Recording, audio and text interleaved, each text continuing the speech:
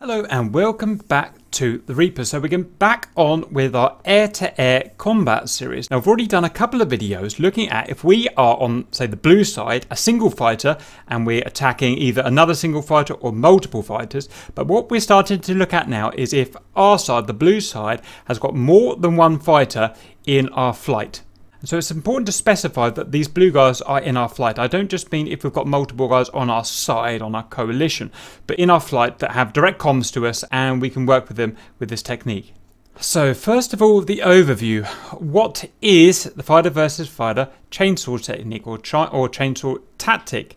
It is the optimal method for fighter versus fighter survivability. And the key word is survivability, really. So we could go in and we could launch bundles of AMRAAMs at hostile fighters and go in with our afterburners off and do cranking and whatnot. And that's great, but it's not necessarily survivable. And attacking fighters is pointless if it's not survivable because it just means you're going to get shot down. So this is a technique that allows us to attack one or more enemy fighters and optimize our survivability and our endurance. When we're talking about survivability, we're talking about avoiding missiles, keeping alive. When we're talking about endurance, we're talking about, in most of the cases, not running out of fuel. And an example of that, if you're a single guy operating alone, you're going to have to attack a hostile, you'll fly at a hostile, you fire your missile optimally, and then to escape the hostile, you're going to be using your afterburner. It's the only way really to stay alive in a complex AO if you're a single bird. But if you're with at least one other guy in a chainsaw tactic, then you can look after your fuel much better while being just as protective, simply because you've got someone protecting you in this technique. And therefore it can massively increase your endurance. So the idea is simple. Now what we've done is we've got our two guys, we're doing a 2 versus 2 here, and we're saying that the other guys are equal in aircraft and equal in skill, and so they're basically going to do exactly the same thing. So we will approach the hostile aircraft from a long distance, 80 miles, 40 miles, whatever that is, and we'll approach them out of phase. So we've got aeroplane 1 here, and aeroplane 2 is behind us, out of phase, and the distance that he is behind us wants to correlate so that he will be exactly 180 degrees out of phase around the chainsaw loop. So what will happen is the guy who's in front will fire his first missile, then he will split S, dive down, lose 10,000 feet, and then head back along the cold leg of the chainsaw. And as soon as he reaches a certain point at the chainsaw, so let's say here, just before he recommits, then the other guy will be exactly 180 degrees out of phase if it's done properly. So he'll just be firing his missile at that point. So we've got guy number 1 here, who's fired his missile, split S, and he's at the end of his cold leg. And that should be the exact time that this guy here, number 2, is firing his first missile.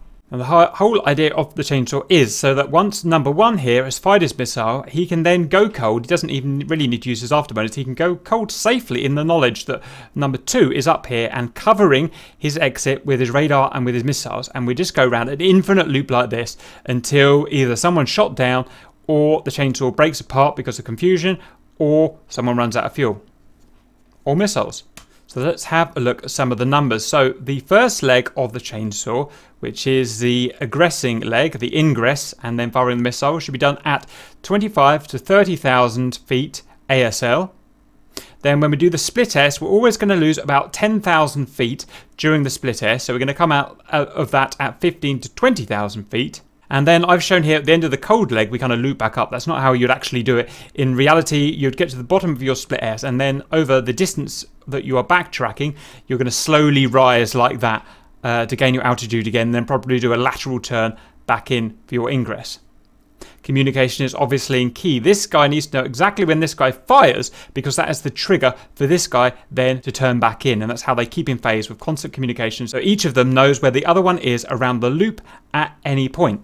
The length of the chainsaw, the ingress and the egress, so well technically from this point here to this point here, this diagram is completely out of scale. The term would be tiny compared to the kind of 10 to 20 miles of lateral movement. It's going to be usually between 10 to 20 miles depending how we're going to do the chainsaw. We'll talk about that a little bit later. And now that can decrease below 10 miles and it's often reactive. So if the chainsaw is up against another set of fighters like we've got here, another pair of fighters, if these guys decide to do 5 miles, here instead of 10 to 20 miles, then these guys are going to have to react to that. So this reactive pair would usually match the phase of this fighter's here, roughly speaking. Now the distance between here and here, which is where our guy is going to be firing his missile, depends on really what we're trying to achieve. If we're trying to kill the bad guy, then we'll be firing somewhere around our lethal, or our no escape. Now, I've already done a couple of videos to how to calculate our lethal. It's going to be dependent on aspects, altitudes and speeds of both players. And so if you want to see the chart for that, probably the best way is to look at the cranking video, the one-on-one cranking video that I did. And in that video, I described how to calculate R lethal on the fly with all those parameters and which missile you've got and whatnot. Up to about R lethal plus 10, and that's about the maximum you're going to want to fire at. And so the two ranges of that is R lethal, you'd be firing to kill the guy. R lethal plus 10, you would just be posturing the guy. And again, I've got a video about one-on-one posturing shots, why you do it and how you do it.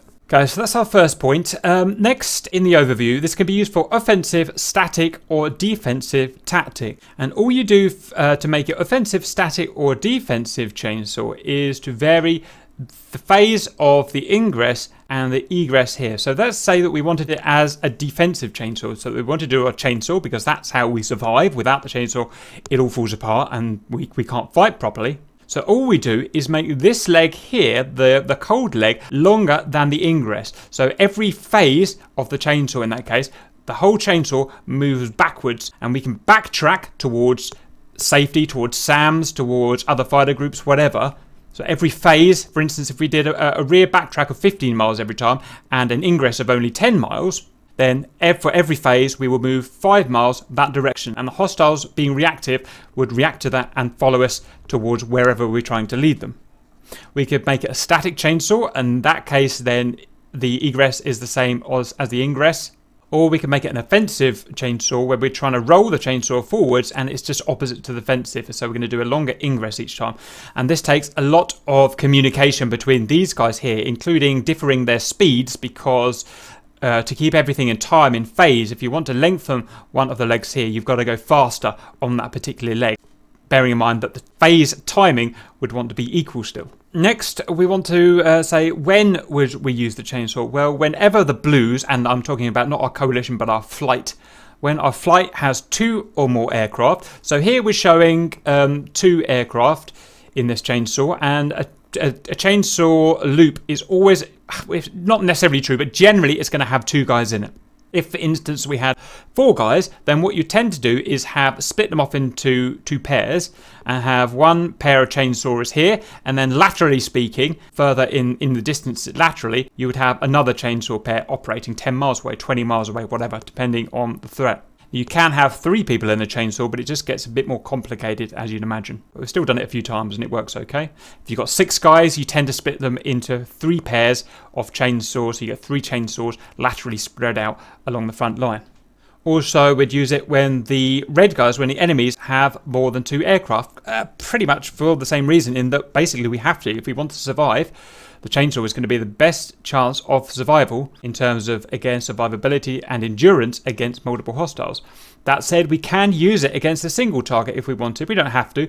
If it was just a single fighter, an F-15 or whatever, we could go against it essentially as a bunch of 1v1s, if you like. Or if for some reason this guy outclassed you in his weapons, or maybe we were low on fuel, or maybe we just wanted to be super conservative, then we could do the chainsaw against a single guy. That will be up to you guys at the time. So that's a basic description of a chainsaw pair, how they operate and why they do it.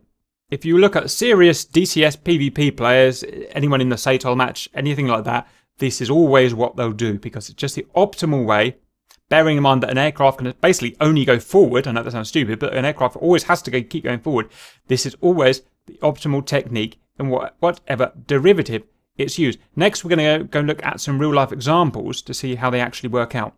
Okay, so we've got 2 pairs. We've got Stahl and Atomic here versus Shadow and Tebro. You can see they've already phased, put themselves out of phase, and they can do that however they want to. They can spread apart, or the rear guy can do a loop or whatever. You can see that these guys have got a bigger phase than these guys, whether that's accidental or on purpose, I don't know. These guys are at their Angels 30 for the first phase, And these guys are on their way to Angels 30, so they're both doing the altitudes about right. So note when I look at one-on-one engagements with fighters, I always say you've got to go max power with your aircraft, because you've always got, your only way of winning a one-on-one is to outclass the other guys that have better parameters, better physics, better missile shots. With chainsaws, that's not true. Remember, the whole idea is we're trying to be endurable. We're trying to essentially save our fuel. You don't need to go max burn in a chainsaw. In fact, in some ways, it makes it worse. So you can see these guys are probably going to be going mil power for the whole thing, except when they need to turn a corner or do a sharp maneuver, then they may turn their burners on. So that's very, very different to one-on-one technique there. Okay, let's set them going, shall we? Now, when they fire, it's going to be up to them. It depends, well, reasons we spoke about earlier, I guess. Okay, they're immediately out. So they're both not at kill range, so they're not really trying to kill each other. They're posturing each other at the moment into the chainsaw. So they both fired about 13 or 14 miles. No one's got any chance of making a kill at this point.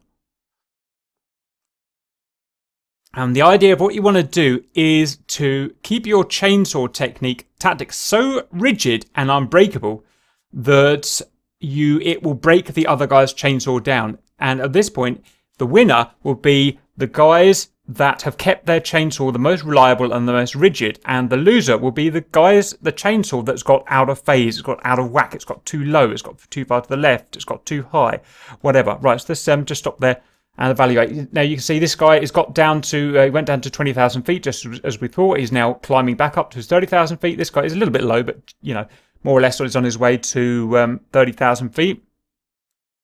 Tomic's heading out. Star's well out of phase here, but that's how they wanted their chainsaw. Maybe they wanted a long phase chainsaw. Maybe they wanted a defensive or defensive chainsaw. I can't remember which is which at the moment, but yeah, no, that would be defensive, wouldn't it? Or maybe it's just a mistake. I don't really know. Let's carry on. You see, this guy is increasing his potential energy, is getting his altitude back. This guy, a little bit shy of 30,000, but remember, generally speaking, I said anywhere between 25,000 to 30,000 is optimal on the ingress we find. And that's pretty much the same apart from possibly the Tomcat. The only thing that might break down a chainsaw is a Tomcat with a Phoenix, but at the time of making this, I don't know, it's too early and I don't really know. Now this is something interesting, look at this. I don't often see this. What Tebro here is doing, he's not lost this guy, he's doing a left-hand crank, probably at full burn, which is interesting. So if you've seen my one-on-one crank-on video, you do that because that's the optimal way to take down a one-on-one target. And what I always said was, that's great, but only do it against one hostile. Never do it if there's more than one hostile. And here's an example of where you can do it against multiple hostiles, because Tebro knows that this guy here is going cold. He's essentially not in a game at the moment. It is basically a controlled one-on-one at the moment. Therefore, this guy can, if he wants, do what I call an optimal BVR shot, which is full crank to the left or to the right, and a max speed shot, so as much speed in the bird as he can. In fact, I think Stahl may be cranking a little bit left here, but you see the difference here. This guy's at 700 knots, this guy's at 550 knots, so this guy's burning for a max optimal shot. And it may be enough to upset the red chainsaw, it may not. Generally what we see is we don't see this kind of aggressive action in chainsaws because, again, it goes against the idea of what a chainsaw is. But you can slip it in there every now and again, as long as you know there's only this one guy here. You couldn't do it if there was another chainsaw pair operating here, 4-on-4, because you would get shot down by the other pair. And that's a missile out. Going to have a quick look at that. Yeah, so I don't know why he did it, really. He did all that work to get that missile and then did it fired at 13 miles, which is well outside of our lethal, so I'm not really sure what the point of that was, but it's training. Now you can see Shadow. Now you can see this guy said, okay, I'm foxing now, and so Shadow now turns, so to keep his chainsaw in phase. And this guy's fired, and you can see this guy is now turning, so they're constantly communicating with each other. I don't think they're going to hit each other here because they just weren't close shots. And that's it. They're just going to continue now until one pair wears the other pair down, runs them out of missiles, runs them out of fuel, upsets, the disorganization of the chainsaw goes, or whatever. Note they always fire only one missile at a time because the chainsaw, that was actually a close shot by Tebro. And you see the difference between an optimal shot and a non-optimal shot. Tebro did the optimal 700 knot shot and it almost killed Stahl. So that was very, very close. So that's, it's a good example of how you can work in an optimal BVR crank shot and disrupt a kind of kind of default chainsaw. That was a very close one, whereas Charles got nowhere near.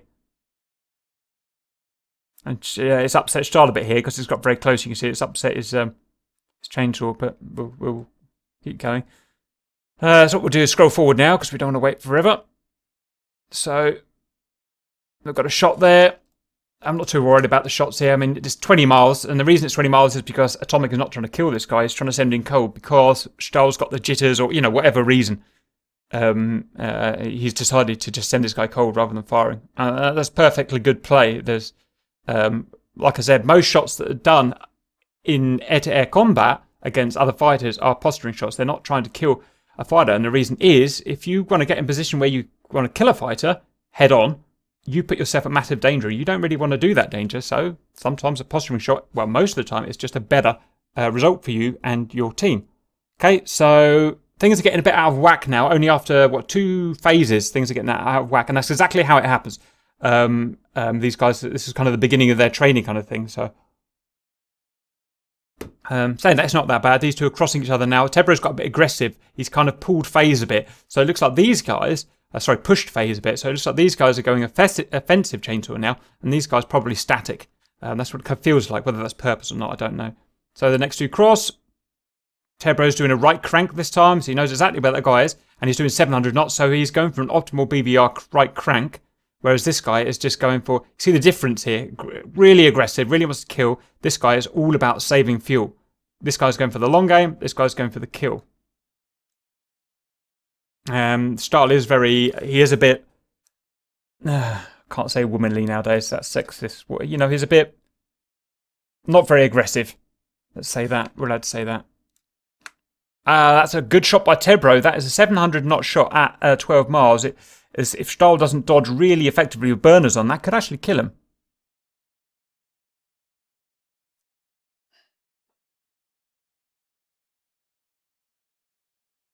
No, he's turned in time. So that's it. And obviously the next pairs come in.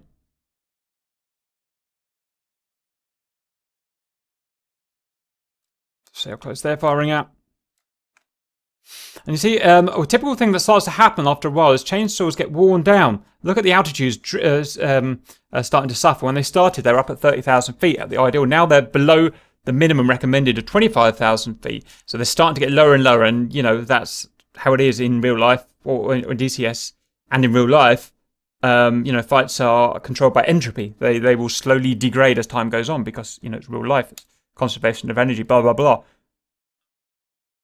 So what we'll find is that the chainsaw will get slowly more worn down. It'll get more and more lax. People, doing this is, even in their video games, bloody exhausting, I can tell you. So it looks like they've avoided again. You can see this guy's slightly ahead of phase by about 20 degrees. This guy's behind phase by about 10 degrees. And that's normal, it's very hard to keep 100% in phase. Tebro's gone, I'm not sure what he's doing here. He's gone for an 800 knot shot this time. Now, the only thing with that is it's unlikely to kill the bad guy. It's unlikely because the bad guy's going to split S before he's in lethal range of you. And what Tebro's done is he's burnt his fuel down. He's probably on about half fuel with those few runs. And these guys are all probably on 3/4 fuel.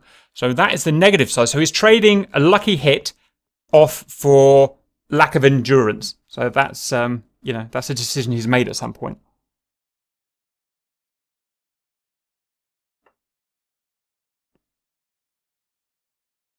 And they cross again. So it's really good stuff they're doing. Look how they had a bit of a lax moment earlier, but look, perfect linear. How perfectly linear that is. And that's exactly what we want to see. This guy, unless there's other players in here, want to be perfectly as efficient as they can on the 6, heading from the opposite of this guy's direction. That's exactly what they're doing. So it's really good. And again, that's not that easy to do in a dynamic fight. Missiles out 12 miles. Good stuff. No, oh, and a mistake. And that is a perfect example of how to win a chainsaw. It's very unlikely you're actually going to shoot someone down in a chainsaw because that's just how it is. Very hard to fight against a chainsaw. The best way, like we said, is to force a mistake. And it just got to the point where Shadow was worn down, worn out, and he pulled too many Gs, and he's blacked out by the looks of it, and he's gone into the sea. And that is the usual way of beating a chainsaw just to wear it out. And that's the end of that. That's 2 against 1, and we won't bother watching any further because we don't need to. What these guys will probably do is carry on chainsawing against this one guy here just to be extra conservative. I've got loads of these files from the boys' training, and that was the first one I've come to, and that was so good, really, to be honest. I don't really need to look at any more. What I'll go and see if I can find any 4x4s, and we'll have a look at twin chainsaw. Okay, we've got 4v4 here. And so what we're going to have as, you know, the optimal way of setting this up is 2 chainsaws separated laterally. I have to be careful what I show here because this is from the AirTac boys, and obviously, you know, they're a competitive group. I'm not allowed to show their secrets or their technique or anything, so I'm just going to kind of focus in this area here. But we can just get the same idea. We can run that forward. So we've got chainsaw pair 1 here, chainsaw pair 2 here. Got missiles out. I could roll this forward in fast forward, you know. It's going to be exactly the same things we've looked at, 2 separate chainsaws. And occasionally what will happen is when these chainsaws start to break down, they can start changing angles. And you can start using chainsaw pairs tactically against each other, which is interesting. So I'm just going to roll that forward. So here come the next two phases. One guy's got lost. Rage got a bit slow in this case for whatever reason. You know, it's obviously training, so this is where they try and iron out their problems. Or maybe these guys got defensive. You know, it could be tactics. Maybe these are on a defensive chainsaw. Maybe these are on an offensive chainsaw. Just kind of try and wheel the enemies around into a SAM. I don't know. That's all stuff you can do. You know, and you can see the next pair coming in from these guys. These guys are a little bit out of phase. You can see Joker's pushing. They pushed the phase of that chainsaw right up. And these guys have struggled to respond. I think. Maybe I've got that wrong actually. Yeah, look, this chainsaw was already broken down. So what was the error there? One was heading... These fires missiles at each other. Fires missiles at each other. One heads cold. Then Joker's he's pushed the phase massively. And he's already fired at this guy. He is very young and impulsive, so it does make sense he would do that. Now, the good thing about that is it's messed this chainsaw up. The bad thing about it is it's messed this chainsaw up. They've both got 2 messed up chainsaws now. And these guys are going to have to be reactive now and react to that and adjust their their phasing, their frequency. Look, this guy who's supposed to be 180 degrees, supposed to be going that way, is now on this guy's 6. And that shows how quickly he can get messed up. And it's who can get in the best shape now, who can get back in the best phased shape. And you can see they've both figured out the problem. They haven't gone shooting, they figured out the problem. This guy's communicated that guy, they've got back in phase. These guys have communicated, they've got back in phase. Meanwhile, these guys are doing their fight. I don't know, you know, whatever. Can't even remember where we are with these guys now. So Warren. Done a missile out, yeah. Don't know what that missile was for. That's a weird one. I think Warren missed this guy altogether. Hey, we've got a chainsaw breakdown here. This guy just lost situational awareness of where he was on the chainsaw, what missiles were coming at him, and you can see, remember, as soon as you fire a missile, you turn around. That's the idea. He's fired his missiles. He's fired multiple missiles, which you shouldn't do either. Saying that, I mean, these guys know more than me at the end of the day. I shouldn't really criticise, but, you know, just purely talking about the chainsaw tactics is what I'm talking about. I'm not talking about other stuff. But you can see how it's broken down and how he's lost that chainsaw pair because of it. And where these guys got to, these guys have kept themselves in phase. Look, and no one wants to be out of phase in the chainsaw. It's a very uncomfortable place to be. Oops, sorry.